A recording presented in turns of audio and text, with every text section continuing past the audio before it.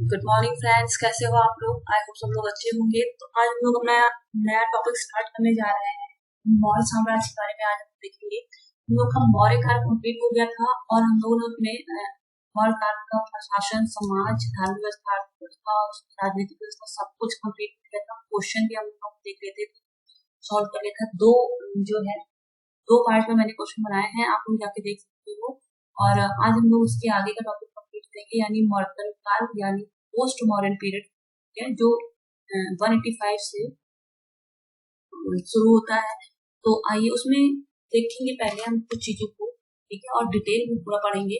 लेकिन उसके पहले आप लोग वीडियो को लाइक कर दीजिए और चैनल को सब्सक्राइब कर दीजिए, और ठीक है, वीडियो को शेयर कर दीजिए जिससे लोगों को पहुंच सके और लोग जो है लॉकडाउन में जिससे आप लोग पढ़ सके, ठीक है। और लाइक करना मत भूलिएगा जिससे मुझे फीडबैक मिल सके और हम जो भी कमियां हैं उसको दूर कर सकते, ठीक है। आप लोग कमेंट बॉक्स में बता सकते हो।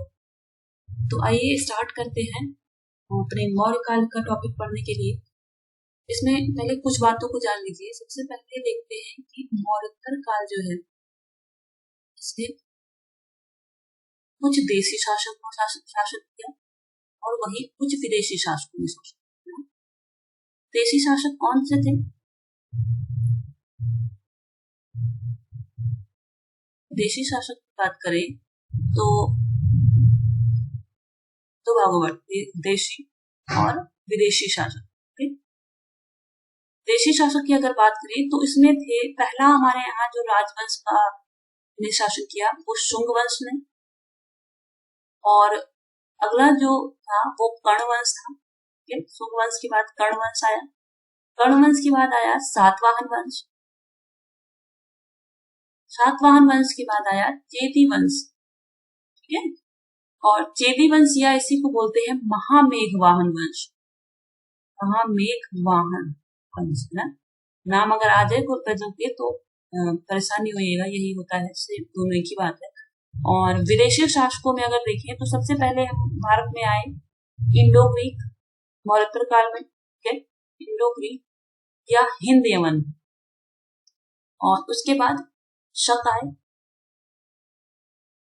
उसके बाद आए पार्थियन और कुषाण, ठीक है। इसमें से जो है कुषाण है ये काफी प्रभावशाली था। तो ऐसे ही कुछ देशी और विदेशी राजवंशों ने हमारे यहाँ शासन किया। अब आगे देखते हैं, पढ़ना शुरू करते हैं कि मौर्य साम्राज्य का जब पतन हो रहा था तो भारतीय इतिहास की राजनीतिक जो एकता थी वो कुछ समय के लिए विखंडित हो गई थी। कोई भी ऐसा राजवंश नहीं था जो हिंदूकुश से लेके कर्नाटक का जो क्षेत्र है और बंगाल तक, ठीक है, आधिपत्य स्थापित कर सके। दक्षिण में स्थानीय शासक स्वतंत्र हो रहे थे। मौर्य काल का जब अंत हुआ तो कोई अशोक के बाद कोई ऐसा शासक या ऐसा राजा नहीं हो सका जो कि जो है पूरे साम्राज्य को एक सूत्र में बांध कर रख सके, एक सूत्र में पिरो सके, ठीक है। कुछ शासक हुए, जैसे अंतिम शासक बृहद्रथ, इसके पहले भी कई शासक हुए थे लेकिन वो इतने योग्य नहीं रहे, ठीक है, और इतने प्रशासनिक रूप से कुशल नहीं थे, या कहिए कि इनके अंदर प्रशासनिक कुशलता या योग्यता इतनी नहीं थी कि ये साम्राज्य को अच्छे से चला सके, ठीक है। तो जिससे छोटे छोटे जो है क्षेत्रीय राज्य जो है वो स्वयं को स्वतंत्र करने लगे और वो एक पृथक क्षेत्रीय शक्ति के रूप में उभरने लगे, जैसे शाकल, प्रतिष्ठान और विदिशा जैसे क्षेत्र। विदिशा जैसे जो नगर थे ये अपना पृथक अस्तित्व बनाने लगे, ठीक है, क्षेत्रीय। और उसके बाद देखते हैं कि शुंग वंश, शुंग वंश ने कब से शासन किया? अंतिम शासक मौर्य वंश का जो अंतिम शासक था वो बृहद्रथ कब था? 185 ईसा पूर्व में। इसी का सेनापति था पुष्यमित्र शुंग, पुष्यमित्र शुंग, है ना। और इसने बृहद्रथ की हत्या कर दी और 184 ईसा पूर्व में शुंग वंश की नींव डाली, जो कि 75 ईसा पूर्व तक चलता रहा। बृहद्रथ की हत्या कर दी थी और शुंग वंश की नींव डाली। तो यहाँ पे देखिए वही बात लिखी है, कुछ साहित्यिक और कुछ पुरातात्विक स्रोत हैं जो कि हमें मौर्य पुष्यमित्र शुंग के बारे में बताते हैं और शुंग वंश के बारे में काफी सारी जानकारी देते हैं। तो आइए देखते हैं कुछ साहित्यिक स्रोत हैं, जैसे कि पुराण, ठीक है, पुराण में वायु पुराण और मत्स्य पुराण। इससे पता चलता है कि शुंग वंश का संस्थापक जो है पुष्यमित्र शुंग था। अगर बात करें हर्षचरित की, तो हर्षचरित की रचना किसने की है? हर्षचरित की रचना की है बाणभट्ट ने, ठीक है। जिसका अंतिम शासक कौन था? ये किस बात से पता चलता है? मौर्य वंश का अंतिम शासक बृहद्रथ था। लेकिन इसके बारे में पता चलता है वो हर्षचरित से पता चलता है। हर्षचरित की रचना की थी बाणभट्ट ने, ठीक है। ये आपसे रचनाकार और रचनाविद पूछ सकते हैं। पतंजलि की महाभाष्य की बात करें तो पतंजलि जो थे,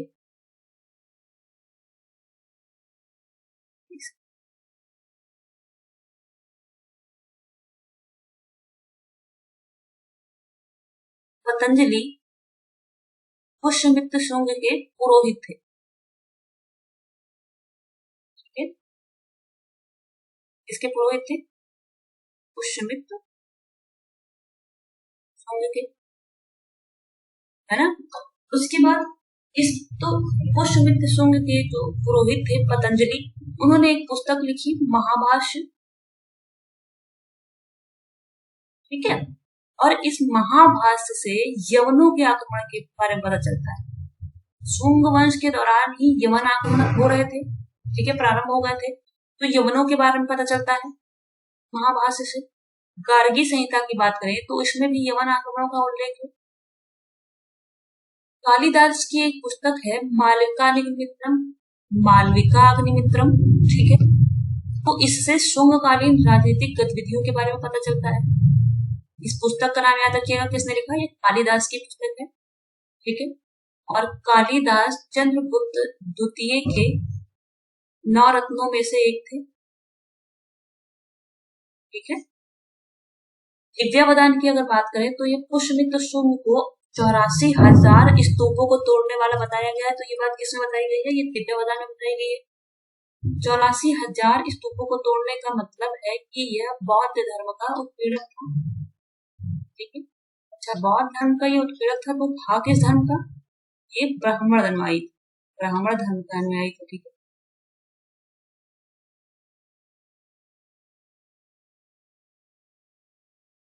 इसने 2 अश्वमेध यज्ञ कराए थे, तो ये भी आगे देखते लिखा। अयोध्या अभिलेख की बात करें, पुरातात्विक स्रोतों की बात करें तो अयोध्या अभिलेख अगर देखते हैं हम, अयोध्या अभिलेख किसने लिखवाया था? इसका उत्तराधिकारी था धनदेव, ठीक है। धनदेव जो है पुष्यमित्र शुंग का उत्तराधिकारी था। इसने अयोध्या अभिलेख लिखवाया था और इसी से पता चलता है कि पुष्यमित्र शुंग ने 2 अश्वमेध यज्ञ कराए थे, ठीक है। तो क्वेश्चन ऐसे आता है कि अश्वमेध अयोध्या अभिलेख जो है किससे संबंधित है?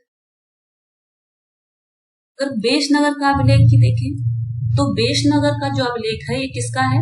बेशनगर का अभिलेख हेलियोडोरस से संबंधित है, ठीक है। हेलियोडोरस जो गरुड़ स्तंभ के ऊपर बना हुआ है और इससे भागवत धर्म की लोकप्रियता का पता चलता है। भरहुत के अभिलेख की बात करें तो इसमें शुंग काल के बारे में जानकारी मिलती है, भरहुत के अभिलेख से भी। अब आते हैं पुष्यमित्र शुंग के बारे में कुछ देखते हैं। पुष्यमित्र शुंग, यहाँ पे सही कर लीजिएगा, यहाँ पुष्यमित्र होगा।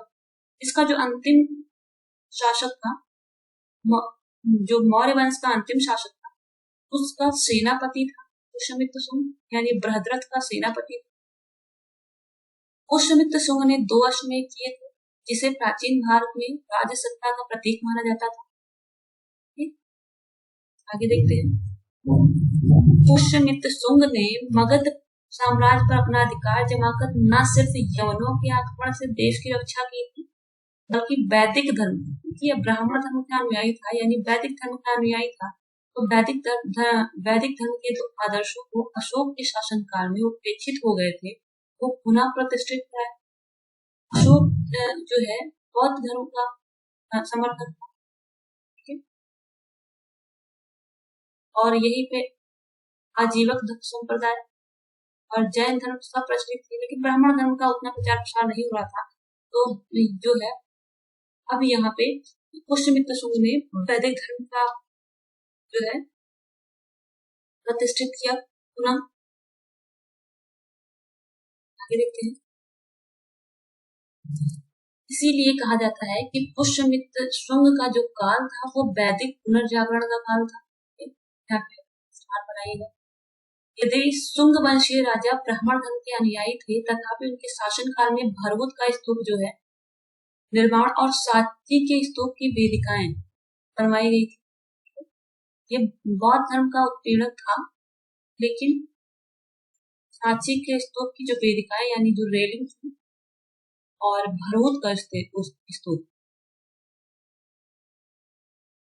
परंतु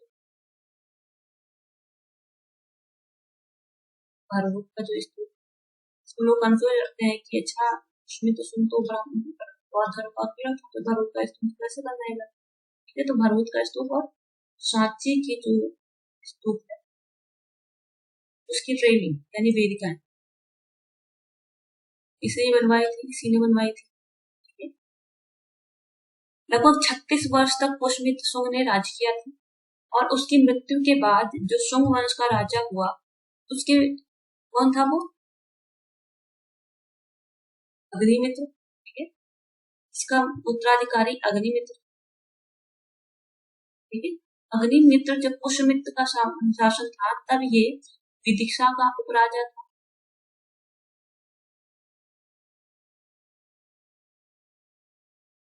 और जो है शुंग वंश का अंतिम शासक कौन था? शुंग वंश का अंतिम शासक था देवभूति।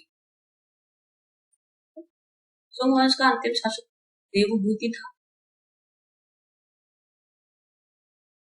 जिसकी हत्या कर दी थी किसने? वसुदेव ने। वसुदेव कौन था? वसुदेव गणवंश का संस्थापक। ठीक है, वसुदेव ने देवभूति की हत्या करके गणवंश की स्थापना की थी, जो कि 75 ईसा पूर्व से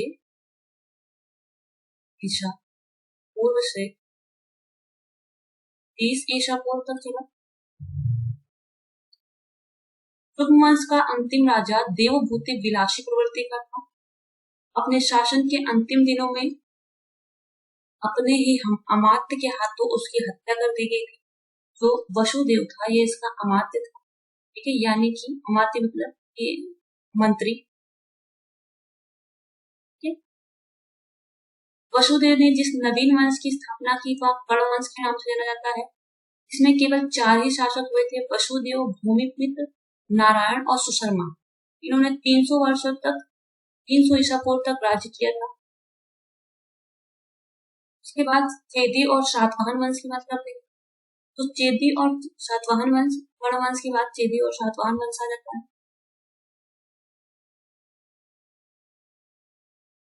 ठीक है, प्रथम शताब्दी ईसा पूर्व में विंध्य पर्वत के दक्षिण में 2 शक्तियों का उदय हुआ।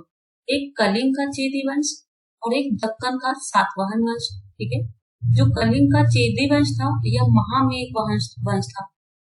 इस वंश का जो सर्वाधिक शक्तिशाली राजा था वो कौन था? चेदी वंश का सर्वाधिक शक्तिशाली राजा कौन था? हार्वेल।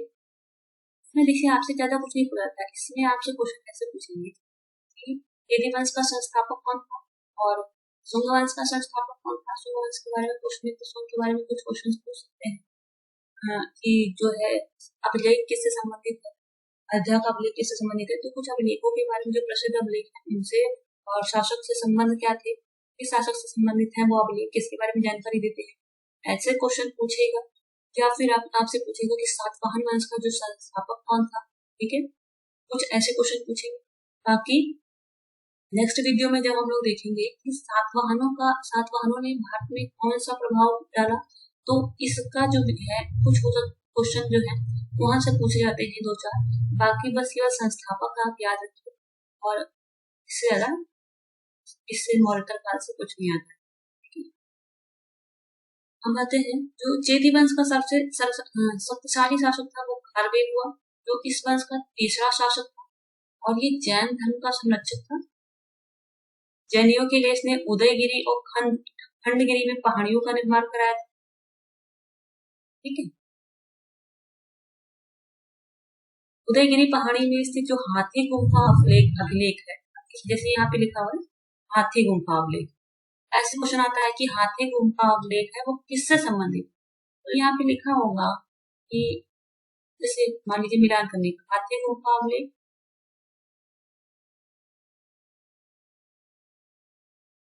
इसके बारे में जानकारी देते हैं तो ये खारवेल के, यानी ये खारवेल से संबंधित है, तो ऐसे क्वेश्चन पूछते हैं।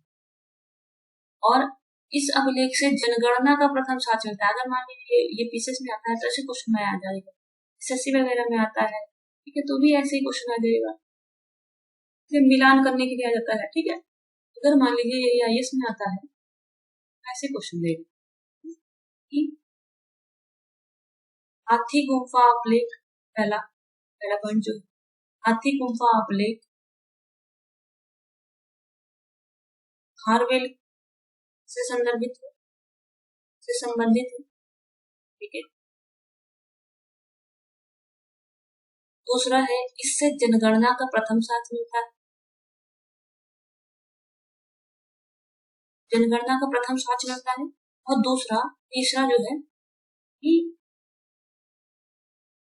जो है खिदी वंश का प्रसिद्ध महान सम्राट जो राजा था कौन था, खारवेल, कुछ ऐसा कर लीजिए।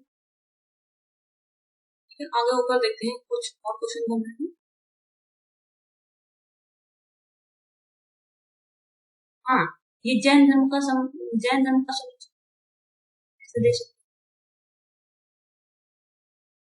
अब आपको इसमें बताना है कि पहला, दूसरा, तीसरा, तो कौन सा सही है, तो चारों सही है, ठीक है। तो ऐसे क्वेश्चन आते हैं, इसलिए जब पढ़िए तो ध्यान लगा कर पढ़िए।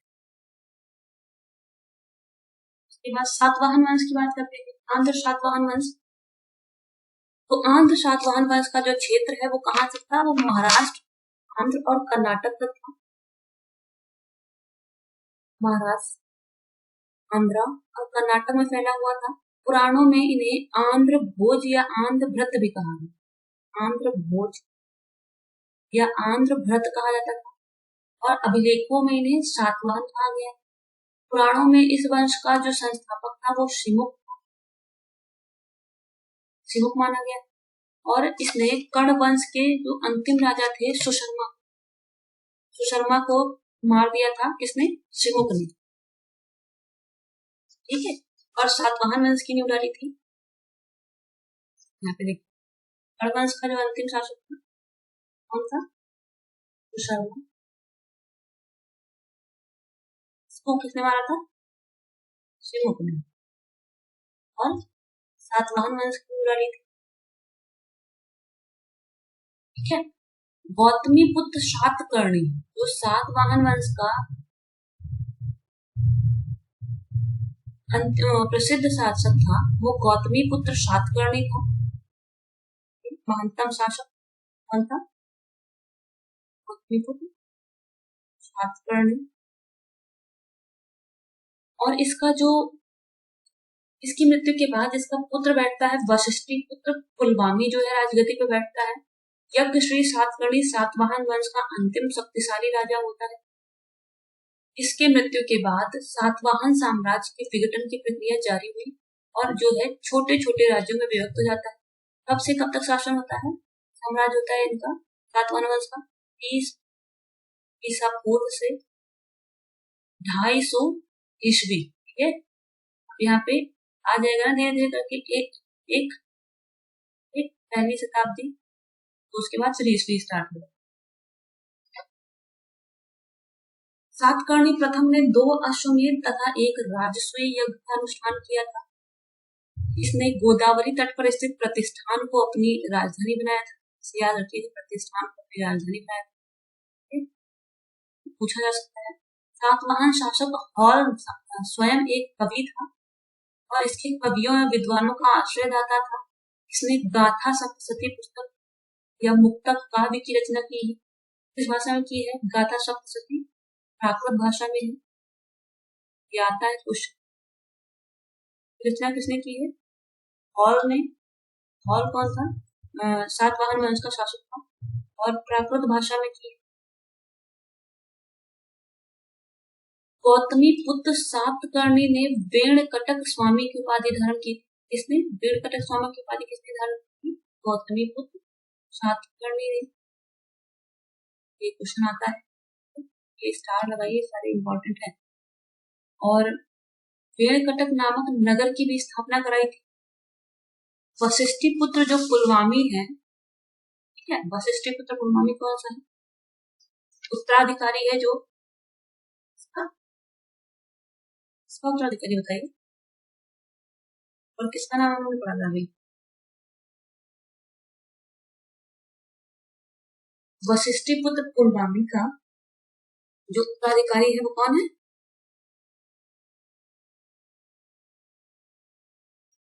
अच्छा, वशिष्ठी पुत्र पुलवामी जो है गौतमी पुत्र सातकर्णी का उत्तराधिकारी है और इसने स्वयं को आंध्र सम्राट कहा है। क्या कहा है? आंध्र सम्राट।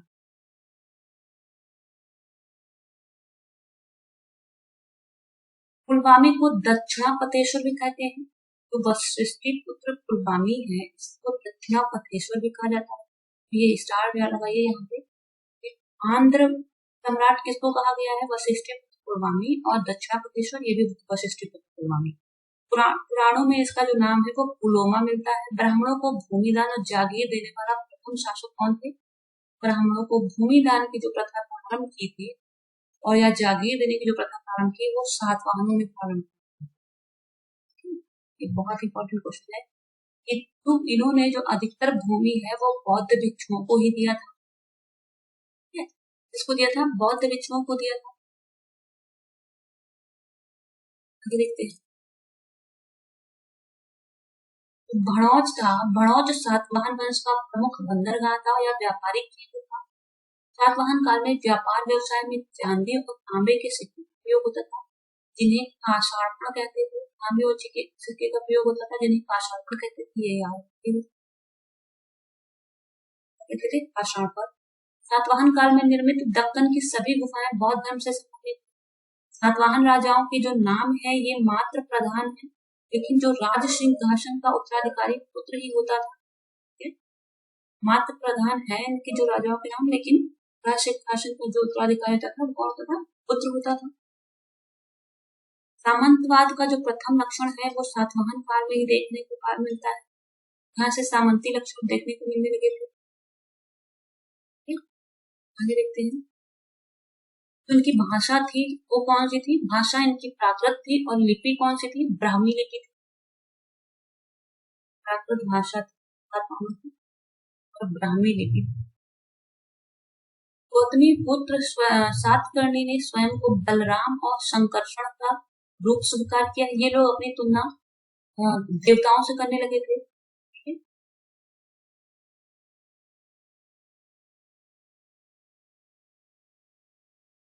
और गौतमी पुत्र सातकर्णी को वेदों का आश्रय दाता कहा गया है। ध्यान रखिएगा, वेदों का आश्रय दाता किसको कहा गया है? गौतमी पुत्र सातकर्णी को। लिखते हैं हिंद या बैक्टीरिया यूनानी। ठीक है, अब ये विदेशी जो शासक थे उनके बारे में देखते हैं। यहाँ से स्टार्ट हो जाता है विदेशी।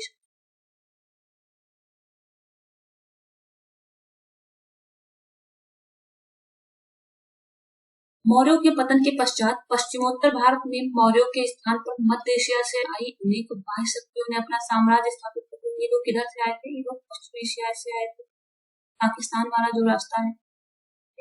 मौर्योत्तर काल में भारत पर आक्रमण करने वालों में जो प्रथम सफल आक्रमण था वो हिंद यानी इंडो ग्रीक शासक या डेमेट्रियस। पहला हिंद शासक कौन था? डेमेट्रियस।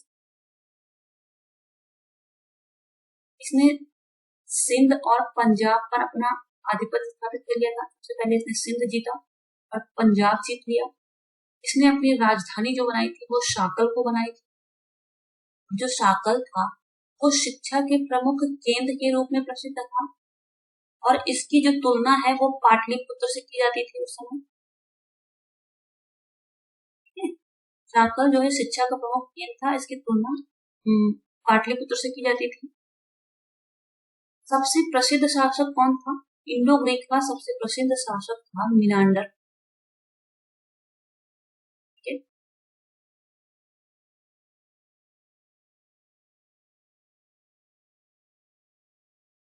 और ये कौन था? ये जो है डेमेट्रियस का सेनापति था। इसने अपनी राजधानी शाक्र को इसने भी अपनी राजधानी बनाई थी। इसी को श्यालकोट कहते थे। भारत में हिंद यवन शासकों ने सबसे पहले लेख युक्त सिक्के चलाए।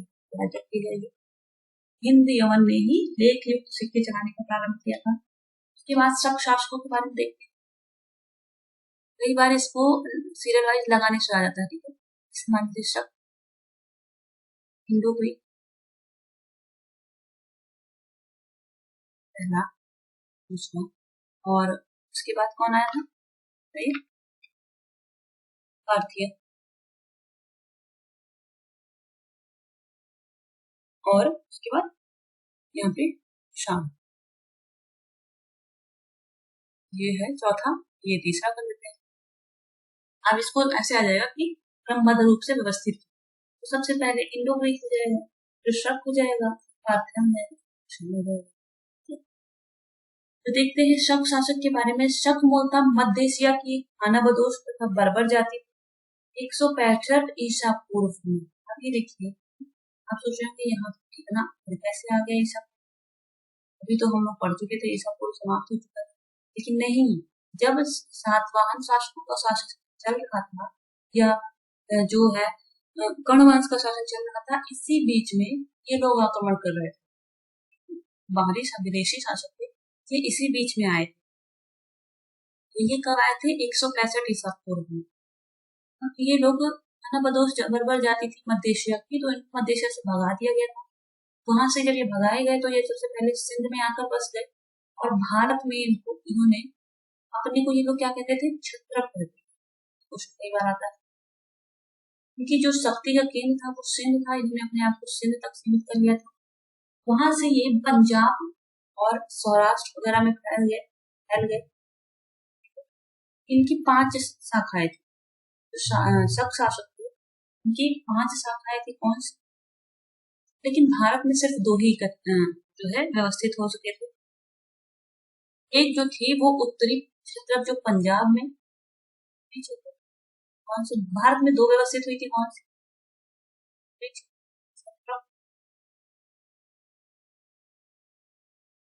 तो पंजाब यानी तक्षशिला,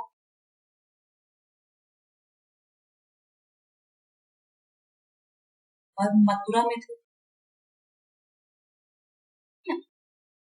दूसरा जो पश्चिमी क्षत्रप थे,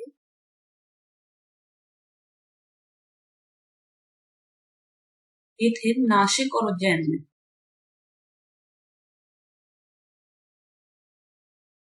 ये लोग अधिक प्रसिद्ध थे। सबसे ज्यादा जो प्रसिद्धि इन्हीं को मिली थी, पश्चिमी क्षत्रप। उज्जैन का जो शक क्षत्रप था वो कौन था? रुद्रदामन। इसके बारे में हम लोगों ने पढ़ा है। ठीक है। इसने 130 से 150 ईस्वी तक शासन किया। रुद्रदामन ने सुदर्शन झील का पुनर्निर्माण करवाया था। तो क्वेश्चन बहुत पूछा जाता है, जिसे चंद्रगुप्त मौर्य ने ही बनवाया था। सुदर्शन झील का जो बनवाया किसने था? चंद्रगुप्त मौर्य ने। पुनर्निर्माण किसने करवाया था? तो वो रुद्रदामन ने करवाया था। इसकी मरम्मत अशोक ने करवाई थी। और ये संस्कृत का प्रेमी था। इसी ने सबसे पहले विशुद्ध संस्कृत अभिलेख यानी जूनागढ़ अभिलेख जो है संस्कृत भाषा में इसने जारी किया था, रुद्रदामन ने। ये पूछा जाता है कई बार, रुद्रदामन तो इस किससे संबंधित है? यहाँ पे लिख देंगे जूनागढ़ अभिलेख। ठीक है, तो आपको मिलान करना होगा। पहले इस क्षेत्र में जो भी अभिलेख पाए गए वो प्राकृत भाषा में थे। इस वंश का जो अंतिम राजा था वो रुद्र सिंह तृतीय था, और गुप्त शासक चंद्रगुप्त विक्रमादित्य ने उसे मारकर उसका राज्य गुप्त साम्राज्य में मिला लिया। नेक्स्ट आता है तीसरा जो है, ये पहलो वंश या पार्थियन साम्राज्य। तो उत्तर पश्चिम भारत पर ईसा पूर्व की पहली सदी के अंत में पार्थियन नाम के कुछ शासक शासन कर रहे थे, जिन्हें भारतीय स्रोतों में पहलो नाम से जाना जाता है। और पहलो राज का जो अंत कुषाणों ने किया था। तो आपको यहाँ पे देखना है कि जो विदेशी शासक है, इतने जो कुषाण थे, कुषाण बहुत महत्वपूर्ण है। आपको सबसे ज्यादा किसके पढ़ना है? कुषाणों के बारे में, और कुषाणों के बारे में पढ़ना है। और दूसरा है जो है रुद्रदामन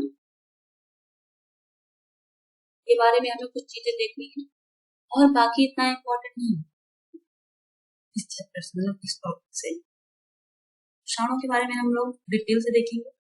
कुषाण शासक जो है वो उत्तरकालीन विदेशी आक्रमणकारियों में कुषाण वंश सबसे महत्वपूर्ण है। अरबों के बाद भारतीय क्षेत्र में कुषाण आए, जिन्हें यूची या तोखरी भी कहा जाता है। तो ये पूछा जाता है कि यूची और तोखरी किससे संबंधित? तो ये कुषाणों से संबंधित है। कुषाणों ने सबसे पहले बैक्टीरिया और उत्तरी अफगानिस्तान अपना शासन स्थापित किया। आप सोच रहे हैं यहाँ जगह क्यों छूट जाती है? ये जब इसको मैटर बनाना होता है तो बीच में ये पेज की जो डिस्टर्बेंस होती है, और वहाँ पे ये फॉन्ट को बड़ा करना होता है, इसकी वजह से इतनी जगह छूट जाती है। इसको हम लोग माइंड में करिएगा।